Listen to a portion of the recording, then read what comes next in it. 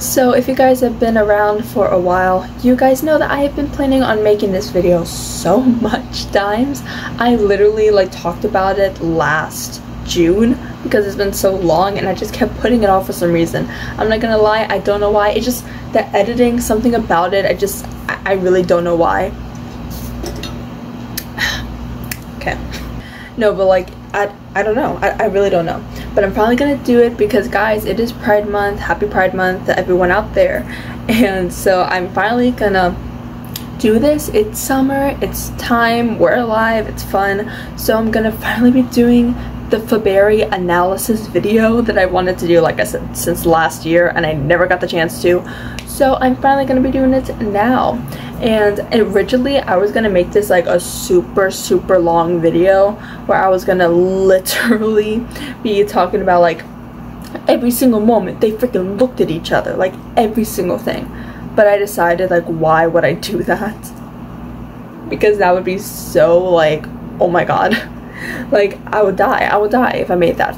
So now I'm gonna be going really in Pacific. Like, I am gonna be going in. It's not like I'm just gonna be like, here's what Faberry is. Like, no, I'm gonna be going into Pacific episodes, like lots of episodes every season in order, so don't worry about that. But it's not gonna be like I'm not gonna be mentioning episodes that they had little to no communication in. I'm gonna be talking about the important episodes and just some episodes where we get to see somewhat of a development, because since Faberry is literally like one of the most popular crack ships there is in the world, I decided let me do this, okay? If you guys like this, if you guys like my Glee analysis, I was planning for Pride Month, I was planning on doing some other Glee couples or LGBTQ plus characters in the show or something. I was originally going to be doing Kurt because I love Kurt, so I was going to think about doing a whole analysis just on his character. And then of course Santana is another option, and Britannia together is of course another option. So the options are endless, okay? Glee is a very gay show, so it's fine. Okay, so without no further ado, hope you guys enjoy my little analysis, you Faberry shippers.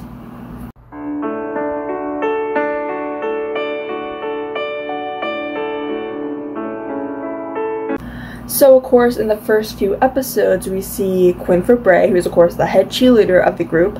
We see her being pretty much immediately threatened whenever we see her boyfriend Finn, who is of course the quarterback, seeing Finn talk to Rachel. Even if it's just really brief, she's already getting really defensive about the whole situation. What are you doing talking to her? And she even tries to get Finn to quit Glee Club, so not only so he would stay popular because they're dating, but also because she really does not want Rachel to sing with Finn. Like, she does not want that. If you quit the club, I'll let you touch my breast. So in one of the biggest episodes, I guess, because in the first few episodes, Rachel and Quinn's like communication was just like, I love Finn and you better back off. It's like really straightforward like that. But until 4 episodes in, when we get to the episode Preggers, where as the title says, it's when we find out that Quinn is pregnant. And then we also see that Rachel is like automatically like the only one who comforts her about this. Obviously besides Finn, obviously. But like everyone else didn't really like, I mean, no one really knew about it to begin with, but like she was one of the only ones who actually like comforted her, which is pretty surprising. Even Quinn was confused by Rachel's like hospitality towards her, because she's like, I've been awful to you. Why are you like being nice to me? Because she says if the roles reversed, she would be like, the whole situation would be completely different. I would have tortured you if the roles were reversed, you know.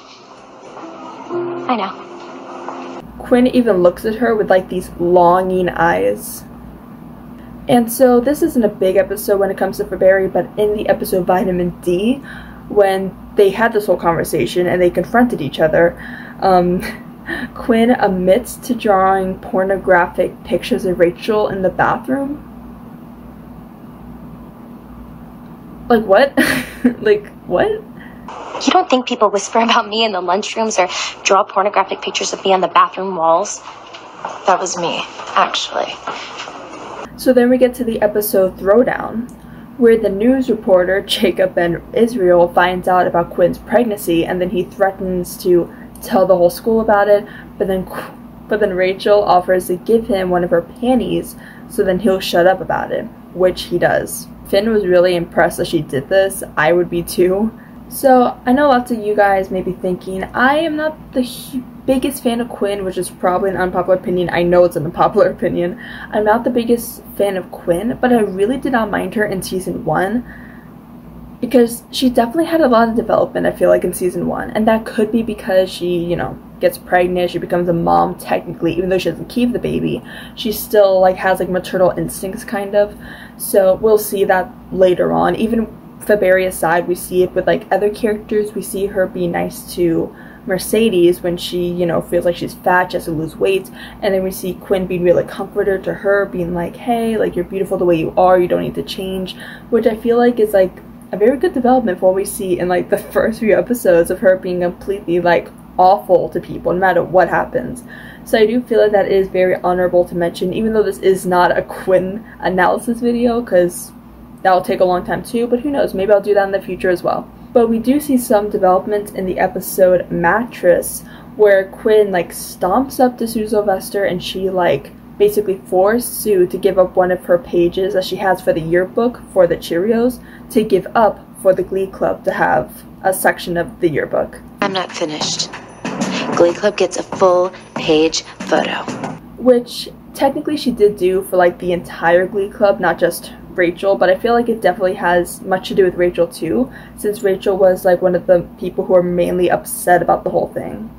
So then we get to the episode sectionals, where you find out that Finn is not the father of Quinn's baby. Of course, Puck is the father, and then Rachel finds out about this, and yeah, this is kind of like an L moment for Rachel, because of course she does tell Finn before Quinn had the chance to tell Finn that he wasn't the father, basically in hopes that, you know, she might get a chance with Finn if this happens. But then once she sees Quinn like really upset about the whole thing and like crying, and then Finn like yelling at her, when we see all that, we see Rachel kind of have like a look of regret on her face. And then she even confronts Quinn when she's alone by herself, confronts her and then tells her the truth, saying, hey, I'm sorry, I told you, I really shouldn't have told anyone, it wasn't my business, I just really wanted to be with Finn. And then she even allowed Quinn to like punch her anywhere or whatever, but then Quinn did not, and just said that you were brave enough to do something that I wasn't brave enough to do. So that is, again, very telling, very telling. I'm not mad at you. All you did is what I wasn't brave enough to do. Tell the truth. But another thing about this that I also have to mention is that I do feel like another reason why she might have been like this is because Quinn had like so much on her plate, and I'll get into this a little like while later into the video. So obviously this is a really quick part, but then there's also the episode The Power of Madonna, which I feel like lots of Faberry shippers want to get like the tiniest glimpse of anything Faberry and be like, oh my god, see, they're in love with each other, because Faberry shippers are kind of crazy, but I'm one of them, so no shade, no shade.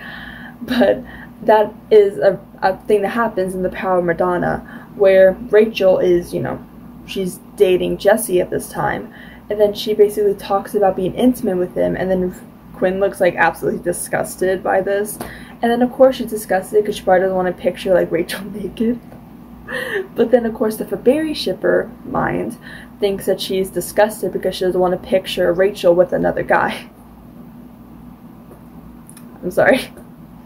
Would you please stop talking? You're grossing out my baby. So I feel like another episode that is honorable to mention in season 1 is the episode Bad Reputation, where, as we know, Quinn makes something called the Glist, which of course is just a list rating basically the attractiveness of the Glee kids. And then she didn't put everyone on there. She only put like a few people that she wanted to put high. Of course, since she made the list, she wanted to put herself at number 1 with lots of points, because it's a point system.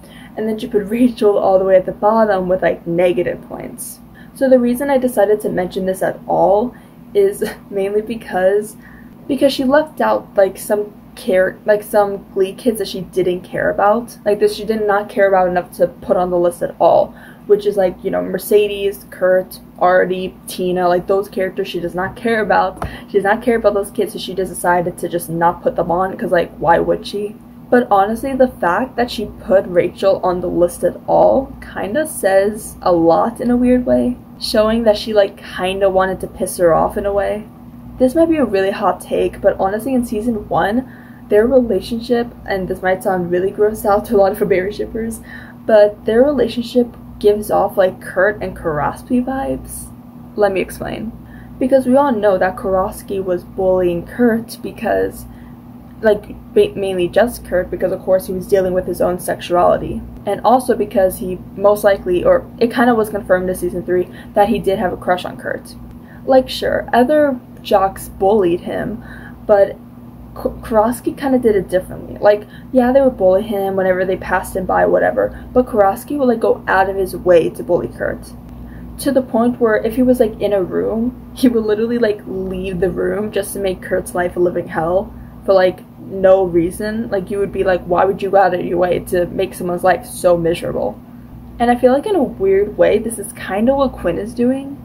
Because it's like very back and forth with them. Like, it's like Quinn goes out of her way to pick on Rachel. Like, she didn't have to put her on the list at all. Because even the kids who weren't put on the list at all, they were kind of offended. Not gonna lie, they were kind of offended that they weren't even on the list. They didn't even make it. But the fact that she put Rachel on the list for no reason, just to say that she has negative points, is kind of unusual.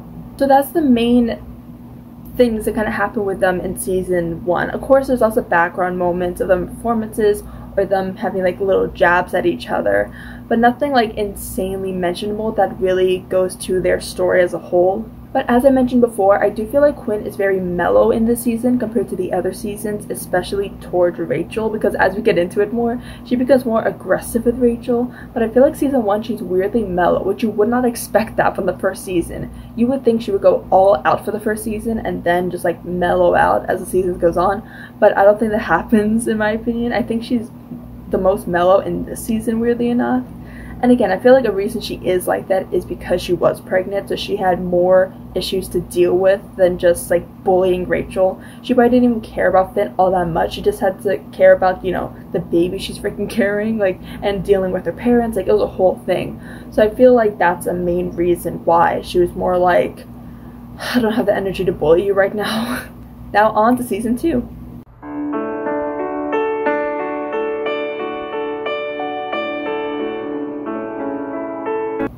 So in the beginning of season 2, Quinn seems like extra like I don't care kind of attitude for a lot of the first few seasons.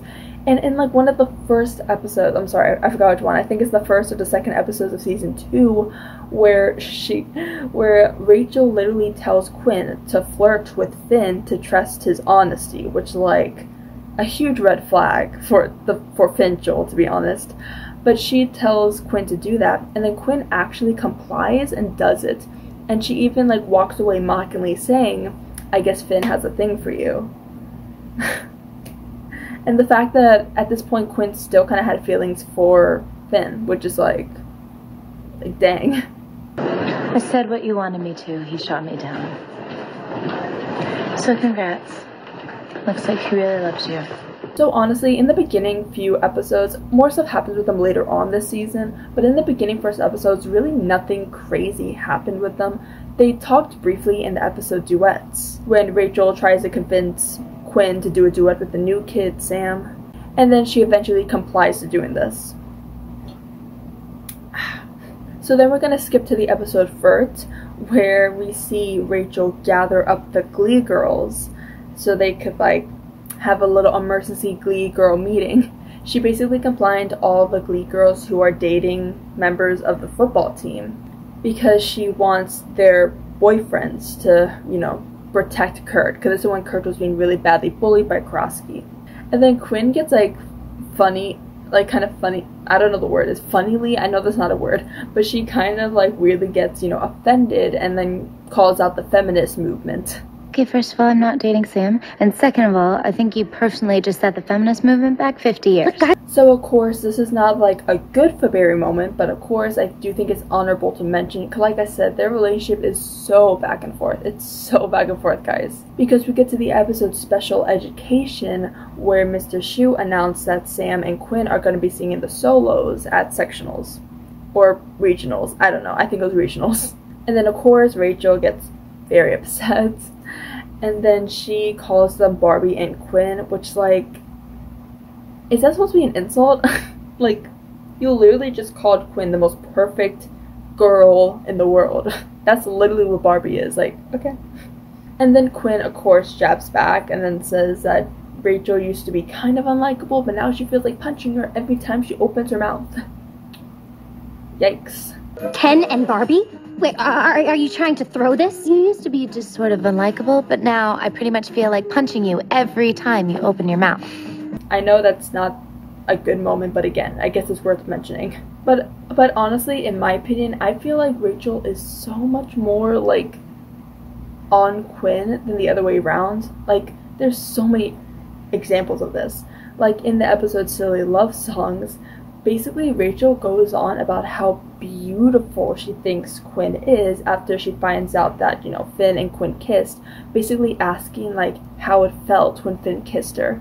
Basically asking, you know, how to feel when you kiss her, like, Quinn's beautiful, she's really beautiful, and then Finn even says, like, no, you're beautiful too, and then Rachel did not take that compliment. She was like, yeah, but I'm not more beautiful than Quinn. Quinn really is very pretty. She's prettier than me. Would you stop? You're beautiful. I know she is. So what did it feel like when you kissed her? So of course, very minimal episode, but we get to the episode Blame It on the Alcohol, where Rachel is of course having an alcohol house party, and then she invites Quinn, and then she looks like so aesthetic seeing her there, even calls her girlfriend. Hey, girlfriend. Having fun? Yeah. So let's get to a very popular Faberry episode, which is the episode Original Song.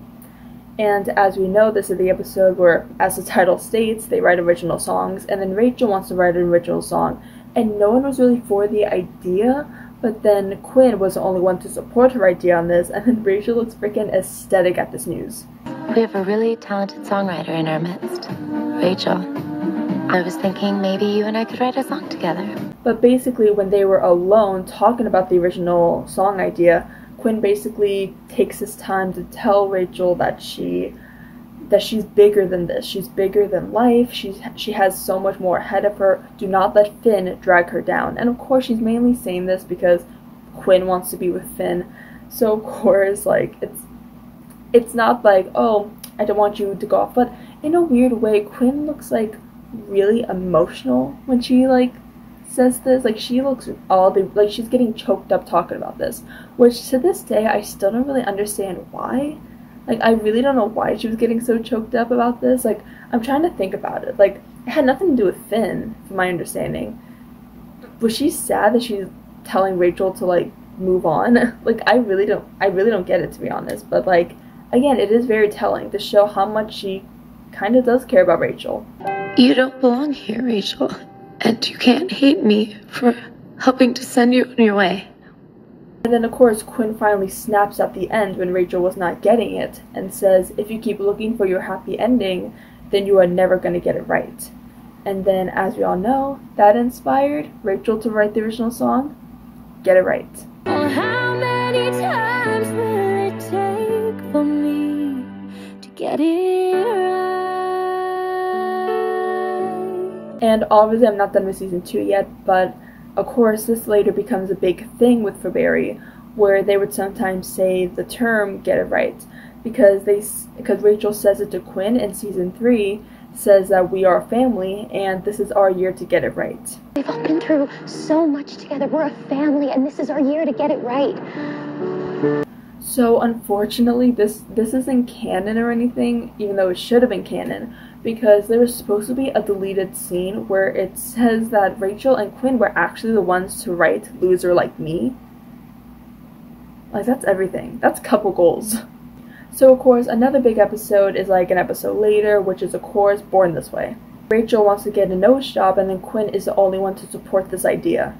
And this episode also shows just how much Rachel really admires Quinn's beauty. So what's it like? Looking like you look. Like literally we have like their first and only duet in the entire show, which literally it's just Quinn basically talking about how beautiful Quinn is and how much she just wants to be like Quinn, just how gorgeous she thinks she's. That's literally the purpose of this song.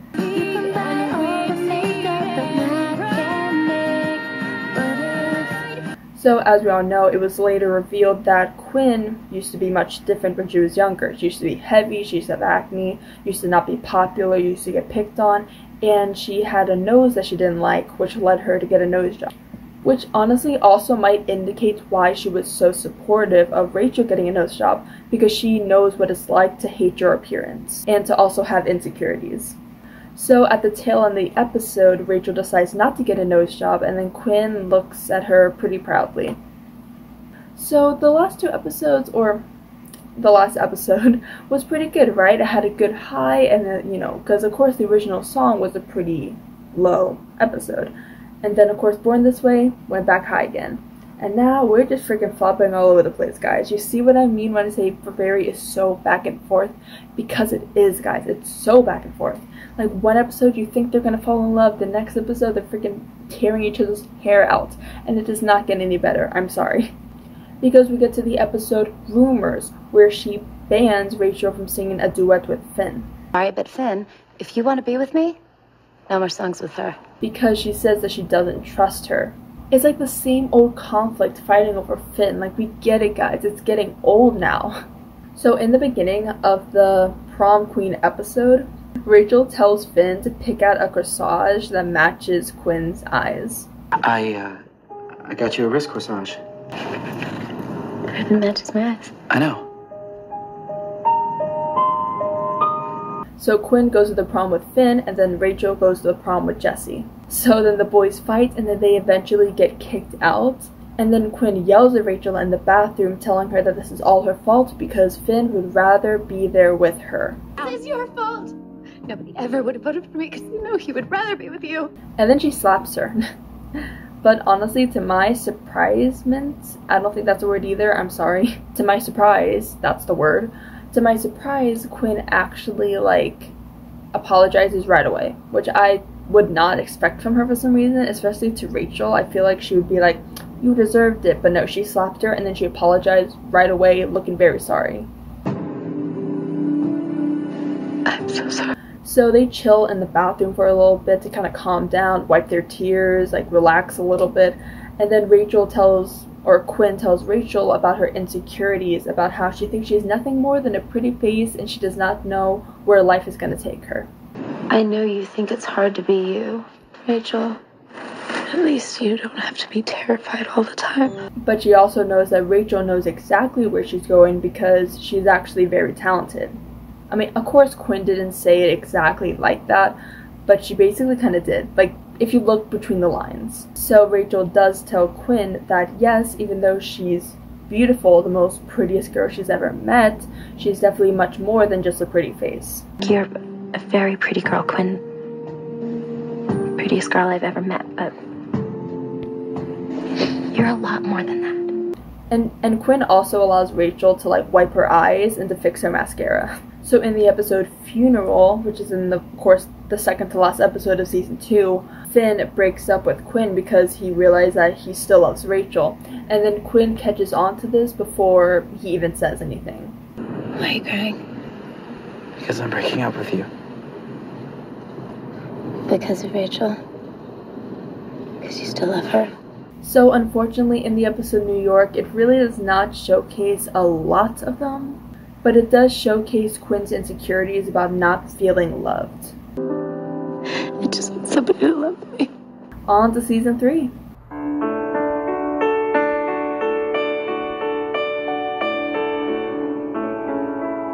So as we know, Quinn does go through a bit of a crisis. We first see Quinn come back to school with dyed hair, tattoos, piercings, smoking a cigarette, changed wardrobe, all of it.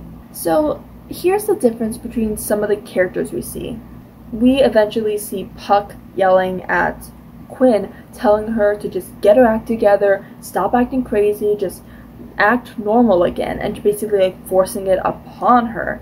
But then early in the episode, we see Rachel comforting Quinn. Like, we see her like, and it's also very telling too, because people just thought that, you know, oh, Quinn was just being spontaneous for no reason. But then Rachel says she's sorry that Quinn is so sad, because she knows when you act out like this, it means that there's more going on than just being rebellious.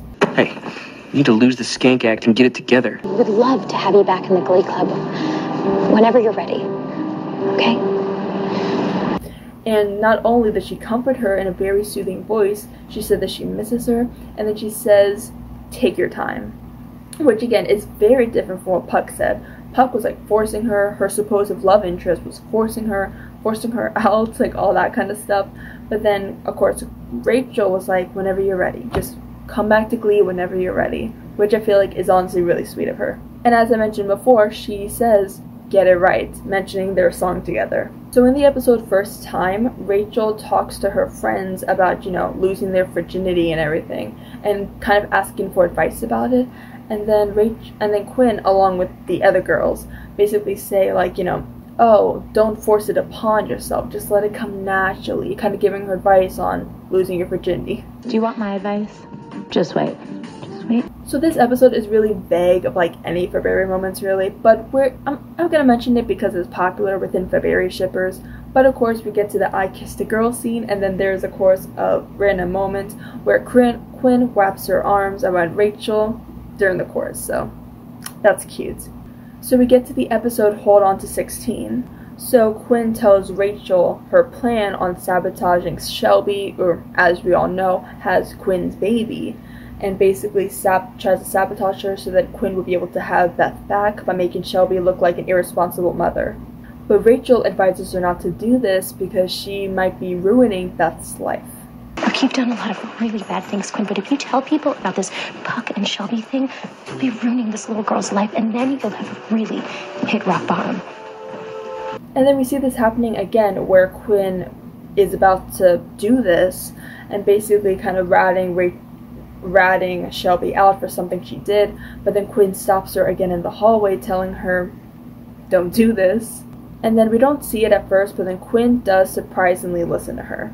So at the very end of the episode, we get a very heartfelt scene. Quinn actually thanks Rachel for trying to stop her from making a huge mistake she knows she'll regret. And then Rachel is literally beaming when Quinn calls her a friend. We're kind of friends, huh? Kind of. Quinn also asks Rachel for her opinion on going to Yale, because she also says she wants to do a musical theater program there, but she's not a performer like Rachel is. I'm not the singer that you and Kurt are, but Yale has an amazing drama program, and I really do like to perform. So again, this isn't technically canon because it's deleted, but I do feel like it's honorable to mention. But there was a deleted scene in here where Quinn says, and I quote, "The only thing that gave me the strength to do it was knowing that someone gave you up, and you turned out to be a pretty amazing person." How I wish this scene would have been in. Just wish, even Faberry aside, just if this scene was in, it would show their development like so much, because again, we never really see Quinn say anything like this. Rachel, I could picture her saying this, but not Quinn. Like, it shows her opening up to her, and that would have been freaking amazing. So now we're gonna get to the episode Michael. So Rachel tells Quinn about the idea of getting married to Finn, and then of course Quinn is very turned off by this. Finn asked me to marry him. What did you say? I said I needed to think about it. Well, you can't. Basically telling her that she has to leave her past in the past. She also ends up getting into Yale, and then Rachel hugs her once again. Quinn, that's amazing. That's so great. So a few episodes later, we get to the episode On My Way, and then, of course, the same sort of thing happens where Rachel brings up her marriage to Finn, and then Quinn is very against the idea. This is pretty popular, but there was a deleted scene where Rachel was going dress shopping, and then all the bridesmaids are there, like Mercedes, Tina, they were all there in their bridesmaid dresses, and Quinn was in a bridesmaid dress as well. And then she finally took a stand and basically begged her, saying, I'm not going to sit here and watch you ruin your life by marrying Finn Hudson. Which again, she like sounds really desperate when she even said this. And then Rachel says like, if you're not supportive of this wedding, then I don't want you to come. And then Quinn agrees to this, which leaves a lot of awkward tension in the room. Rachel, the thing that I admire most about you is you're a girl that has never apologized for your ambition. You're the shining star of all of us. Like it or not, it's true. But instead, this scene was replaced with something a little less dramatic. It's where Rachel and Finn announce their engagement in front of the Glee room, and Kurt and Quinn were the only ones who are really against this idea. And then Rachel just calmly says that if anyone's against this idea, then they're not welcome to come. She says it really softly, and then she even says that it's a shame because she really looked forward to seeing Quinn in a wedding dress. And Kurt. Which makes me really sad because I would have loved to have seen you in a bridesmaid's dress, Quinn. And you as well, Kurt. So then finally, towards the end of the episode, we see that Rachel looks really sad about this. And then finally, Quinn looks much happier and says that I will love to come to the wedding if you would allow me. And Rachel looks so excited at this and gives her a big hug. It's really sweet. I want to support you, Rachel, and Finn. And come to the wedding if it's not too late.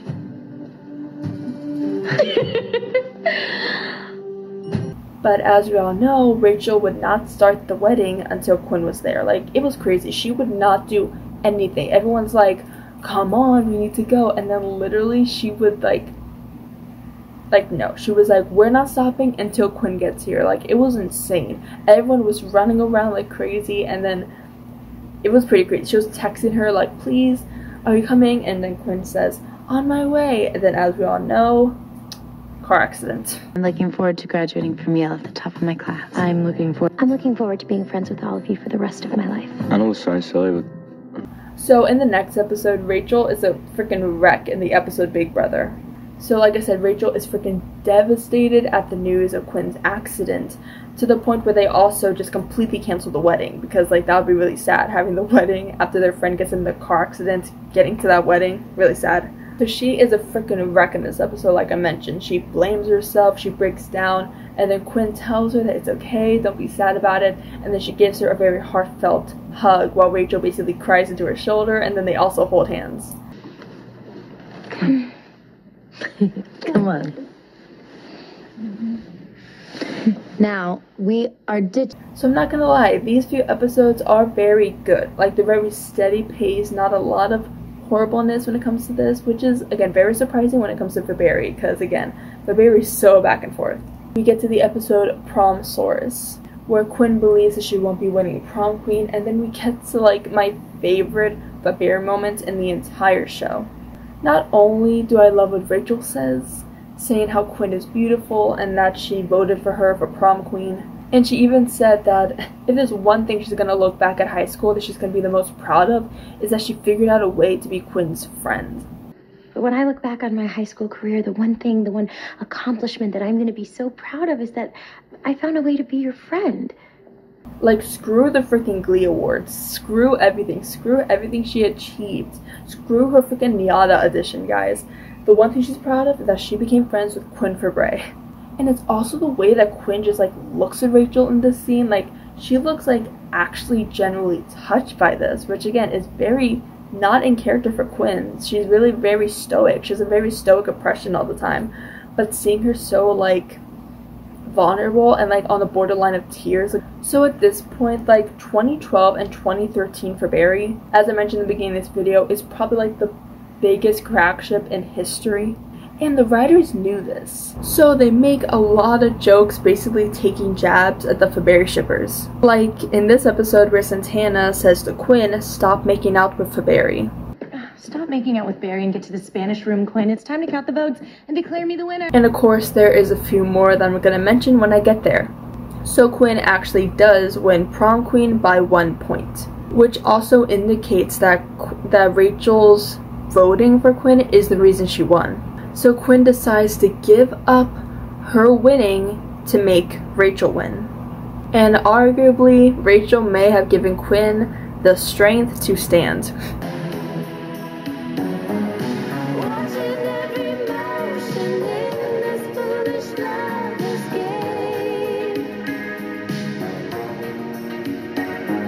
One of my favorite Faberry episodes. And if you guys know anything about Quinn, is how like desperately she wanted to win prom queen, to the point where it was like kind of sick.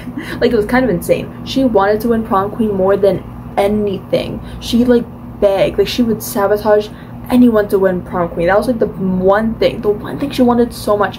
And the fact that she did win, but she gave it up just to make Rachel feel good. Like Rachel didn't even care about winning prom queen. That is like the most craziest thing I've ever seen. And then in the finale of season 3, Quinn says how it's crazy that if neither of them would have changed, then they would never have became friends. And then Rachel gets all giddy when Quinn calls her a friend. Still so weird having you call me a friend. And then Quinn literally gives Rachel a bus pass or a train pass so they can see each other. And she gave that to no one else. Like she only gave that to Rachel. You know, everybody keeps talking about staying in touch, and I want to make sure that we do. They give another heartfelt hug in the bathroom, like they always have conversations. And then even admits that she does think that Rachel and Finn are meant to be. And I hate to say this, but unfortunately, this is the end of the holy grail of Faberry. Like, there is not a lot of Faberry after this episode. Like, I could count on one of my hands how much Faberry moments they have after this episode. It's really sad. But I'm glad that we got at least some closure, but since this is a full analysis, I will be going over those episodes as well.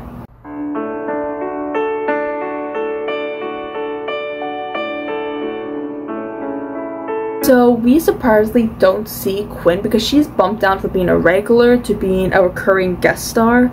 So we don't see her come back until the 8th episode titled Thanksgiving, where unfortunately we don't see them interact at all, but we do see that they are still in contact with one another. We see that they talk about emailing each other, and then Rachel basically telling Quinn to use her bus pass already because she just really wants to see her. I think that it's sweet that you and Rachel keep in touch, Quinn. Well, she basically emails me every other week to remind me that I still haven't used the train ticket that she gave me.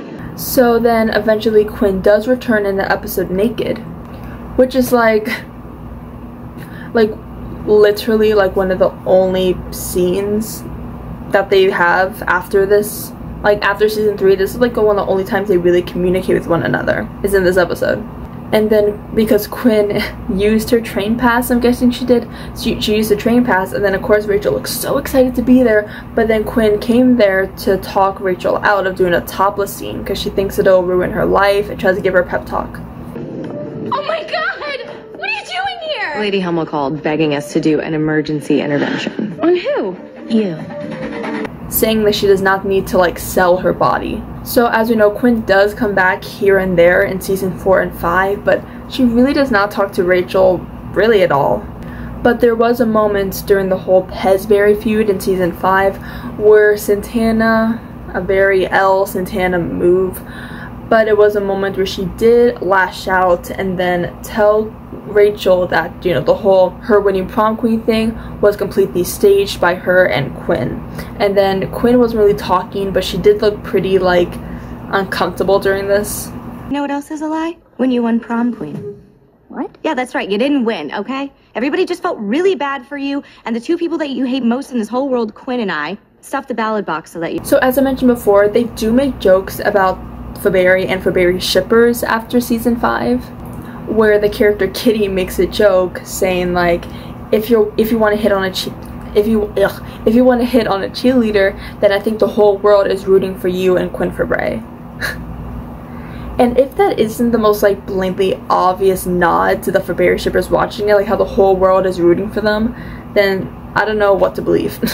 And then of course we know later Sue makes a jab about Faberry, where she says, hey, what about Quinn and Rachel? We can't get enough of those lesbians. And I really wish there was a better ending to Faberry, but unfortunately there is not. There is a lot of reasons why people ship Faberry, as I mentioned, because they are the perfect like enemies to lovers trope.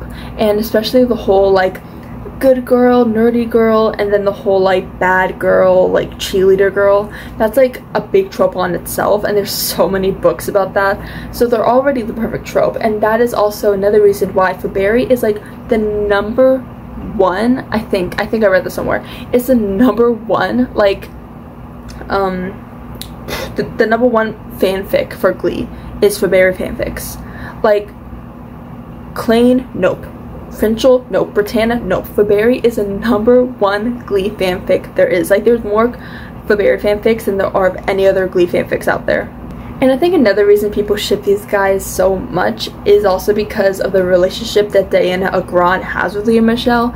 I don't know about their relationship nowadays. I haven't really heard anything about them nowadays, but I remember they were like the bestest friends when Glee was on, and they literally had such crazy chemistry just behind the scenes just because they were so good friends. That's why if you see some like, this probably isn't even supposed to happen, but you see some like episodes or some songs, you literally see them like holding hands and dancing, because it's basically just Lea Michele and Diana Agron. It's not even Faberry at that point, because there was even like some episodes where they literally fought in that episode like really badly, but then you cut to the song and then they're just like holding hands and just having fun together. And if you guys knew anything about the Glee tour that happened in 2012, I think it was, there was like, you know, a moment during the whole Born This Way song where Diana Agron wore a shirt that says "Like Girls," which is of course a nod to her believing that Quinn should have been gay, lesbian, bi, something. There's also a lot of moments of Lea Michele and Diana Agron holding hands a lot. So as I said before, I really wish there was a better way to end this video, but I really hope you guys liked this analysis, because it was actually really fun to make. And happy Pride, guys. Hope you guys enjoyed this video. Let me know if you guys want me to talk about another thing for Pride, or whatever. It doesn't even have to be for Pride, just anything else, another character analysis from Glee, Grey's Anatomy, whatever you guys want. How to Train Your Dragon, I'm here for that. And I also guys want to know about your opinions about Faberry, because I do enjoy Faberry, and I'm curious if you guys like them too. So I guess I'll see you guys in the next one. Bye, Gleeks.